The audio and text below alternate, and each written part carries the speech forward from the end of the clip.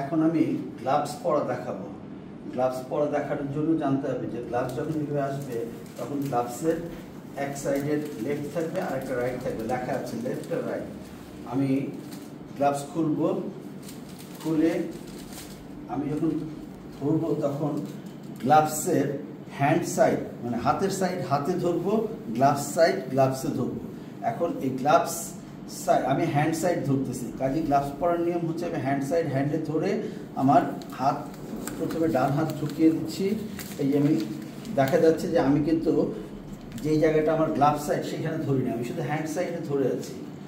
আবার একইভাবে যখন আমি লেফট হ্যান্ডে পরবো আমি হ্যান্ড সাইড হ্যান্ডে ধরবো আর গ্লাভস সাইড গ্লাভসে ধরবো। ধরে আমি যখন এটা পড়তে যাব তখন আমি উপরের দিকে হাত দিব না, আমি এই ভিতরে হাত ঢুকিয়ে দিয়ে তারপর আমি পরে নেব। তাহলে দেখা গেল যে আমি হ্যান্ড সাইড হ্যান্ডে গ্লাভস সাইড গ্লাভসে ধরছি। এখন আমি ভিতরের সাইডে ধরতে হবে, এইটা যেহেতু আমি ভিতরের সাইড এখন সুন্দর করে হাত দিয়ে ধরে বসিয়ে দেবো। এটা হচ্ছে গ্লাভস পরার নিয়ম। ওকে, থ্যাংক ইউ।